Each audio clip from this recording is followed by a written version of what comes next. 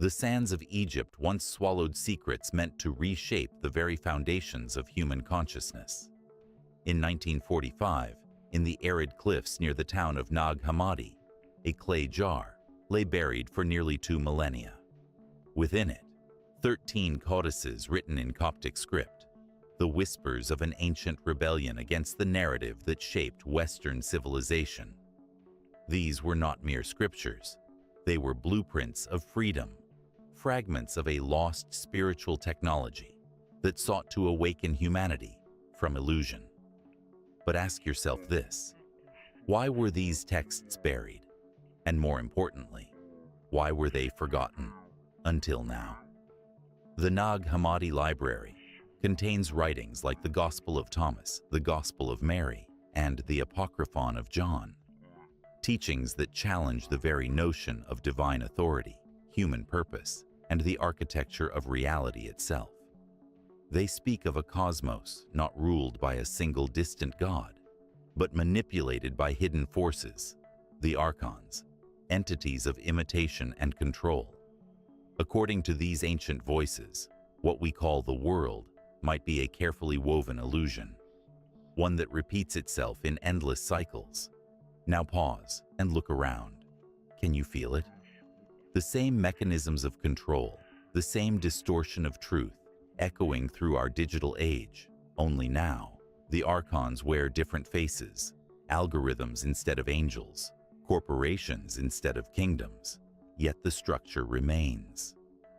In this video, we will journey deep into the heart of the Nag Hammadi revelations, tracing their message across centuries of suppression and rediscovery. We'll uncover how ancient insights mirror the patterns of modern manipulation, and more importantly, how this knowledge offers a key to liberation. Because what was once buried in the sands is surfacing again, not as a relic of the past, but as a mirror for our time. So stay with me, and together, we'll unveil the secret rhythm of control that has danced through history, and learn how to finally step outside its hypnotic beat. To understand the power of the Nag Hammadi texts, we must first journey back, far beyond the deserts of Egypt, into the twilight between history and myth. It was the 2nd century CE, an era of upheaval. The Roman Empire stood at its zenith, uniting lands through conquest, yet dividing souls through dogma. The early Christian movement was splintered, some preaching obedience, others whispering of inner revelation. Among these spiritual dissidents were the Gnostics, seekers of gnosis, a Greek word meaning direct experiential knowledge of the divine. They did not look to temples or priests for salvation. They sought it within themselves.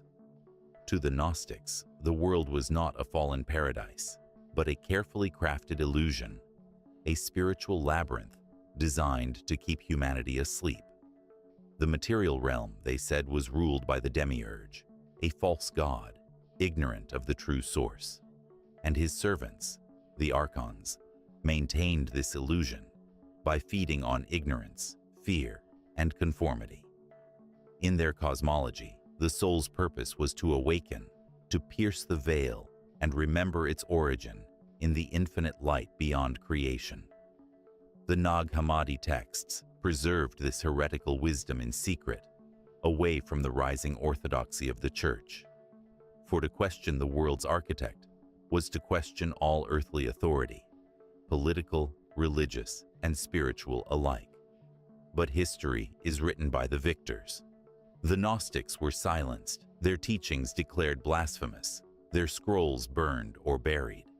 For nearly 1,600 years, the world forgot their voice, until that clay jar was cracked open in 1945. Its contents would quietly ripple through philosophy, psychology, and even quantum mysticism, whispering a truth both ancient and urgent, that control is cyclical and awakening is eternal. Philosophically, the Nag Hammadi revelations strike at the heart of human existence. They suggest that reality itself is layered, like a dream within a dream, and that humanity's collective amnesia is not accidental, but engineered. Modern thinkers, such as Carl Jung and Philip K. Dick, recognized this pattern, interpreting the Gnostic myth as a metaphor for psychological and societal control. Dick once wrote, "The empire never ended." And perhaps he was right. The archons were never supernatural tyrants in the sky, but reflections of systems, both external and internal, that seek to dominate perception. Every empire, every institution of power, has used illusion to sustain itself. Whether through religion, propaganda, or technology, the mechanisms remain the same. What changes are the symbols, the masks worn by control. And so, the Nag Hammadi scriptures do not belong solely to antiquity. They are a mirror to every age that forgets itself. Their rediscovery was not an accident, but a signal, one that humanity is once again standing at the edge of remembering. For those with eyes to see, the cycle is clear. The rise of truth, the descent into control, the rebirth of awareness, over and over, until the soul awakens fully. We are living, once again, in such a cycle. To begin unraveling the mystery of Nag Hammadi and its link to modern control, we must look beyond the surface, beyond dusty manuscripts and ancient myths. What these texts reveal is not simply an old story about gods and spirits, but a map of human consciousness. The Gnostics spoke in symbols, for truth, when raw, is too powerful to be handed directly to those unprepared to wield it. At the heart of their revelation is a paradox. We are both imprisoned and divine. The Gnostic cosmology describes the universe as a drama of forgetting. A spark of infinite consciousness, the divine essence, descends into matter, clothed in flesh and limitation. Over time, this spark forgets its origin and begins to identify with its prison, the body, the ego, the world. The demiurge, a blind craftsman, believes himself to be the sole creator, and his archons enforce this deception. But their control is not through chains or armies. It is through perception. They manipulate what humans believe is real. Sound familiar? In the digital age, this concept echoes louder than ever. The archons of today are not ancient deities, but systems of influence, media narratives, social algorithms, institutional conditioning, all designed to shape how we think, feel, and see. They replicate the same mechanism, keeping us fixated on the visible world, distracted from the invisible truths within. The Gnostics taught that awakening begins when one remembers, when the inner spark recognizes itself as part of the infinite source. This gnosis is not learned, it is recalled. It's the silent realization that the voice of truth has always been within you, buried beneath noise, fear, and distraction. In the Gospel of Thomas, one of the Nag Hammadi's crown jewels, Jesus is depicted not as a savior demanding worship, but as a revealer urging self-discovery. He says, "If you bring forth what is within you, what you bring forth will save you. If you do not bring forth what is within you, what you do not bring forth will destroy you." This is not doctrine, it is an instruction. The idea is radical because it places power back in the hands of the individual. No priest, no prophet, no external authority can mediate your connection to the divine. You are both the seeker and the sought. But herein lies the hidden threat. A population that knows its own power cannot be ruled. And so, systems of control, ancient and modern, thrive by ensuring that humanity remains fragmented, divided, and distracted. The Gnostic myth, then, becomes a cipher for every age's struggle between awakening and amnesia. The demiurge represents ignorance masquerading as truth. The archons, agents of imitation, mimic light but lack its essence. And Sophia, the divine feminine wisdom, symbolizes the call of the soul, reaching through illusion to awaken her lost children. In modern terms, Sophia's cry is the restlessness many feel today, the inner sense that something about our world, our reality, doesn't quite align. It's that subtle awareness that beneath the noise of civilization, something sacred has been forgotten. And the Nag Hammadi texts whisper, this forgetting was designed, but they also offer a path out. Gnosis is not rebellion in the outer world. It is revolution within. To awaken is not merely to reject the system, but to see through it. The real escape is not through resistance, but through remembrance of what you are, beyond name and form. As one awakens, the illusion begins to lose power, and perhaps that is why these texts were buried, not only to preserve them, but to protect humanity from discovering a truth that could dismantle entire hierarchies of control. Because once a mind sees the cage for what it is, the door no longer holds.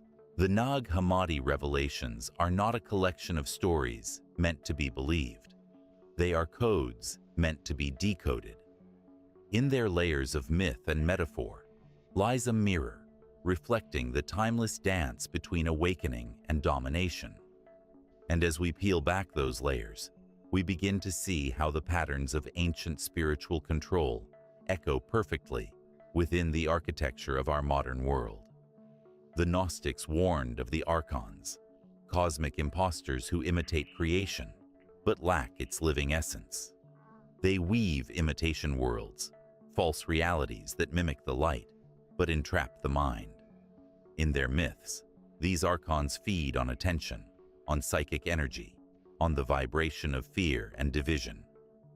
Humanity, they said, becomes their sustenance the moment it forgets its divine origin. Today, that same dynamic unfolds, not in celestial realms, but across glowing screens. Every click, every outrage, every carefully curated feed becomes a thread in a digital web of attention, spun by invisible hands. Algorithms, modern archons, don't need to enslave us through chains. They do it through distraction. They keep our consciousness looping through cycles of reaction, outrage, and comparison. And the more we feed them with attention, the more powerful they become. The Gnostics saw this pattern thousands of years ago. They called it the counterfeit spirit, an energetic echo that mimics truth but drains vitality. In modern terms, this could be the endless chase for validation, the illusion of progress without presence, the comfort of simulated connection without depth. It's the same force, expressed through a new medium.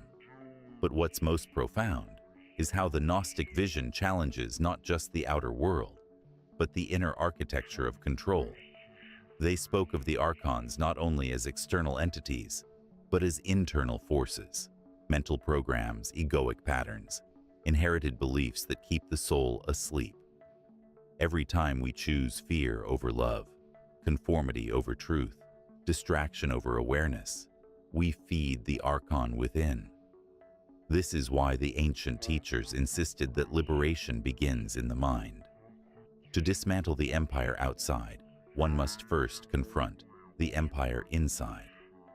The Nag Hammadi texts are, in essence, manuals of deprogramming, guides for piercing illusion. In the hypostasis of the archons, the text describes how these rulers attempt to bind the soul with forgetfulness. They cannot destroy the divine spark. They can only conceal it.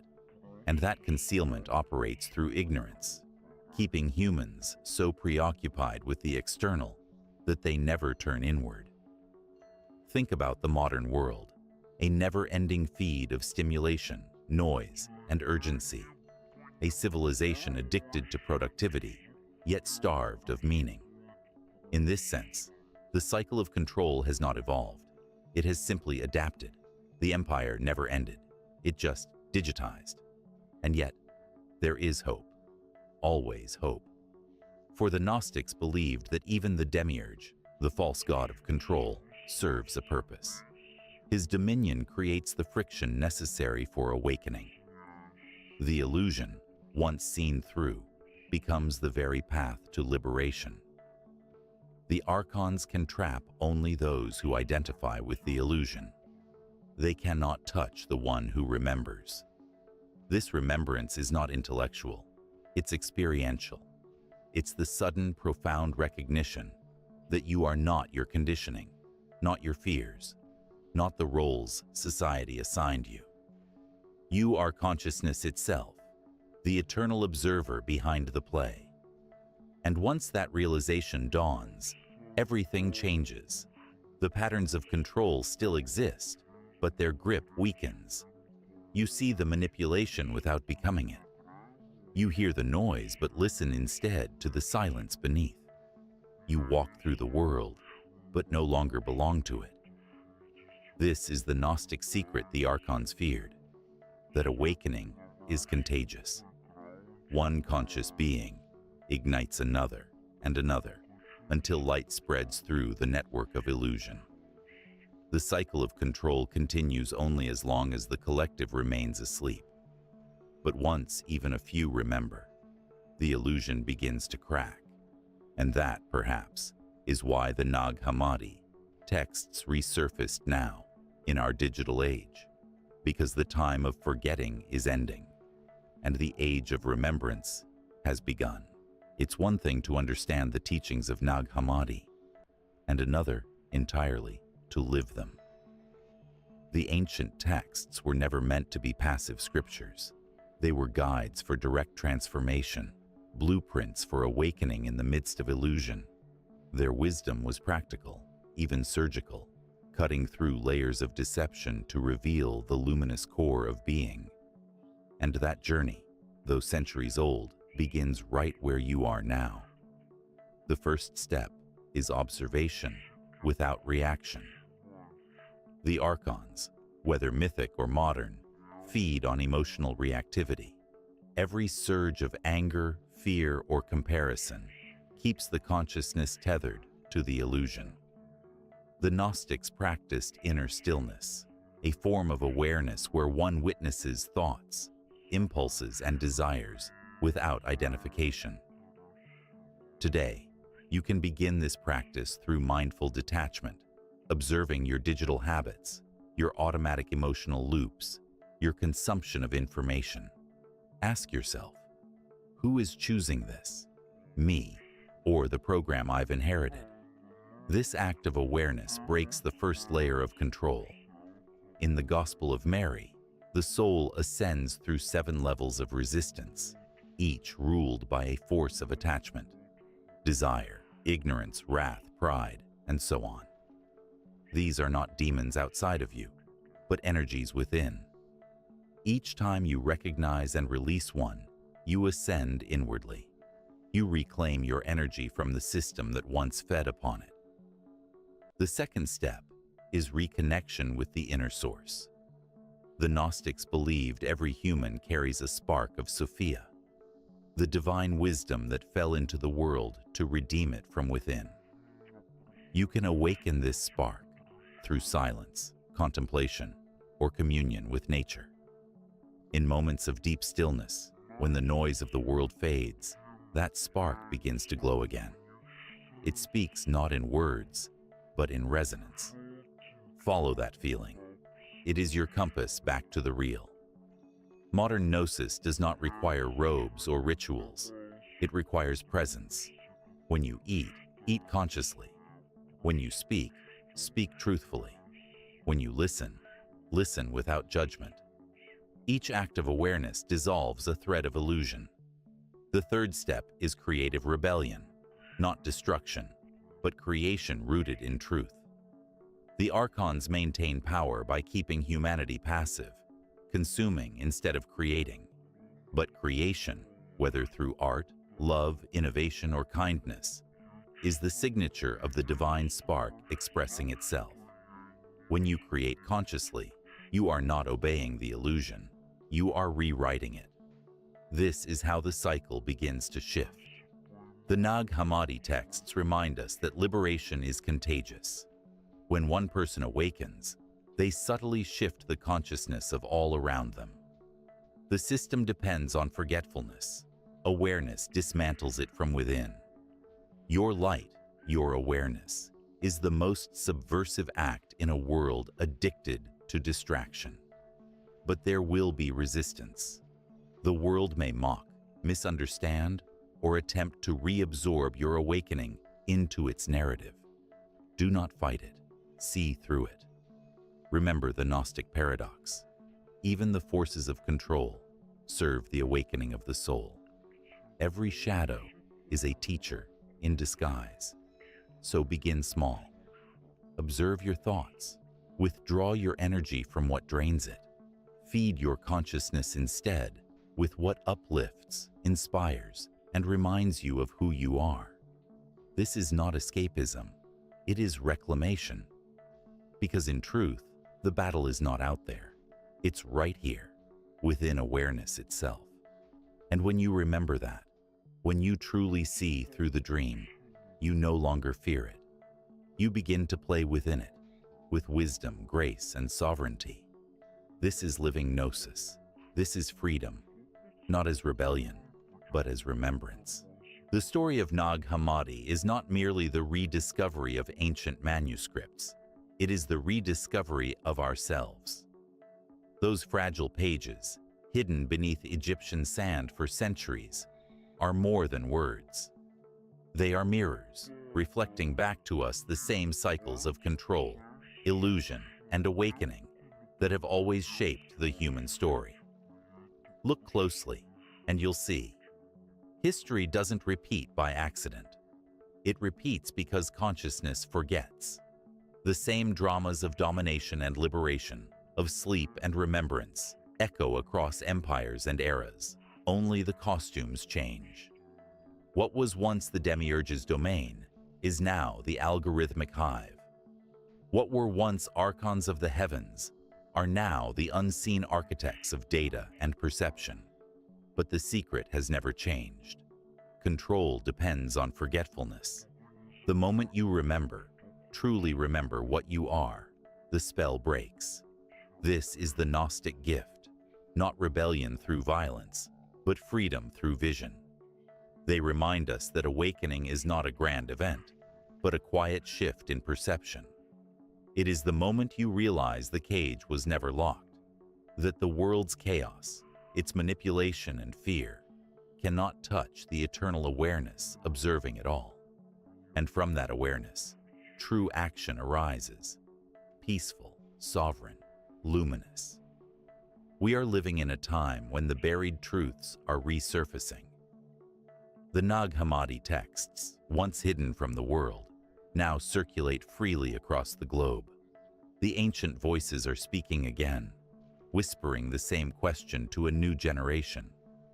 Will you remember?